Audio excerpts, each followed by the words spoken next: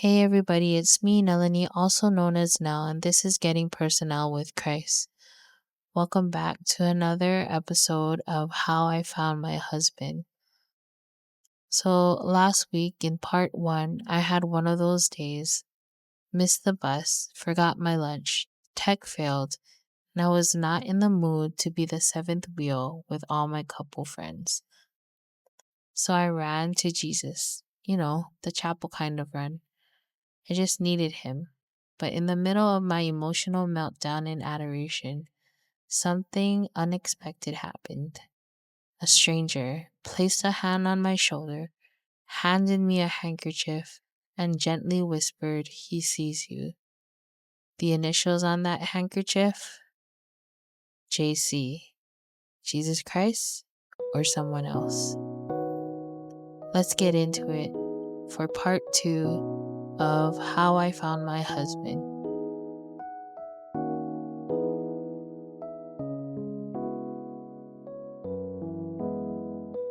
After that short and emotional time with the Lord, my mom picked me up and we headed home. But as soon as I entered her car, she glanced at me and realized I had an intense time with Jesus. My mom, being a concerned parent, but also a nosy one, straight away asked me, "What happened?" "Mom, I don't know why I keep crying over this," I cried as she looked at me, patiently waiting for me to share more. "I love being single, I do. I don't have to ask somebody else if I can go out, and I can concentrate on all the personal projects I want to do." But I shook my head in frustration. "But you want someone," Mom quietly whispered. "Yeah." "Mom, you've been single for 35 years. Don't you feel lonely?"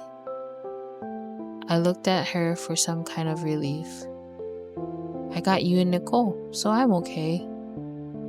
That wasn't the answer I was looking for. I wanted her to tell me it's hard and that she gets sad.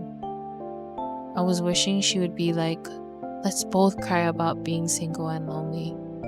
But she didn't. Ever since Daddy passed away, she never dated again. I like to say it's because I told her when I was younger that she couldn't have a boyfriend, and she never did. As Mom parked the car, I started to grumble. "I know I got you too. However, when I go out tonight with the couples, I don't want to say, 'Can I bring my mom?' Sorry." She laughed. "Why?" "I cannot go." "Just kidding. It's okay, just have fun. Maybe you'll find your husband tonight." I reached in my pocket to get my phone, but pulled out the handkerchief instead. Laughing to myself, I whispered, "Who? Joseph Castillo?" Although my mom is hard of hearing, she somehow heard that. "Who's Joseph Castillo?" she asked. So while I was in adoration, hysterically crying for being a 38-year-old single old maid, this man came and gave me his handkerchief to mop up my tears. I showed her the initials. She looked at me and questioned, "Jesus Christ?" She giggled, then said, "How do you know his name is Joseph Castillo?" I explained to her his kind words and how I checked the sign-in book. Mom smiled at me and joked, "I guess you gotta keep crying in adoration until he gives you another one, and you can look at his face." Getting out of the car, I pondered Mom's plan of crying in adoration all the time. I thought, I do cry in adoration a lot, but it is so embarrassing how I was crying uncontrollably today. Plus, wouldn't it be wrong to go to the chapel hoping to see Joseph Castillo instead of actually spending time with Jesus? I got to my room, took out my journal, and flipped through the pages to find my list. The list. You would think I would have this list written out the moment I realized I wanted to be married. However, this simple list was only written a few days ago.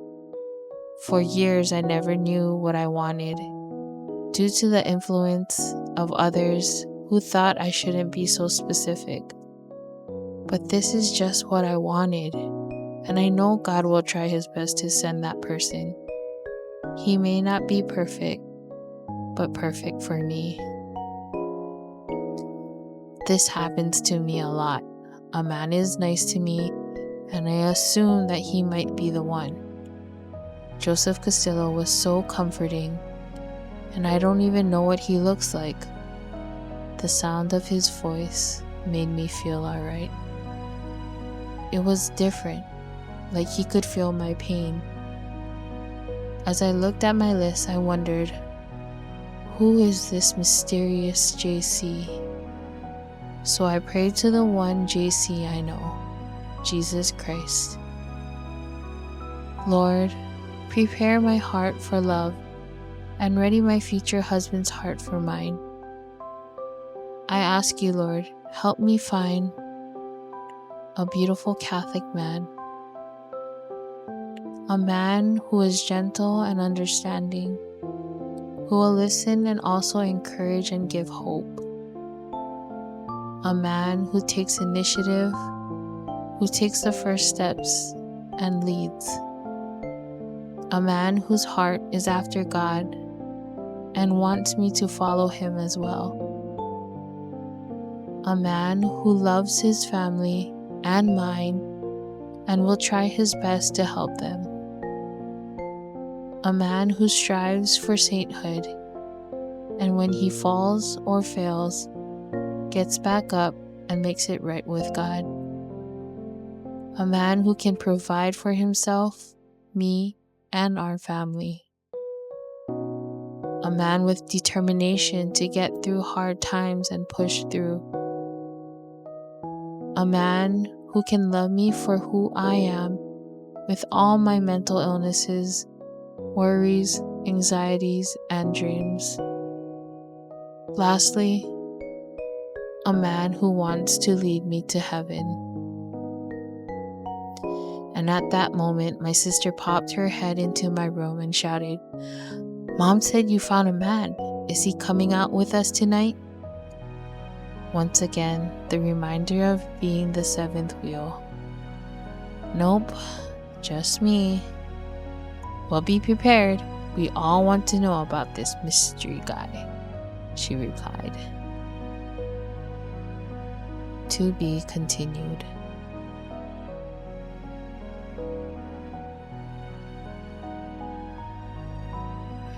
My imagination may have gotten the best of me. Could this JC be someone I'm meant to meet again? Will my friends be chill about it, or will they interrogate me like I just walked off a dating show? Stay tuned for part 3, where dinner with friends turns into a full-on investigation, and I try to explain how I may or may not have caught feelings for a man I haven't even seen. See you tomorrow for the next part of how I found my husband. Have a great day and go light up the world with his love. Bye.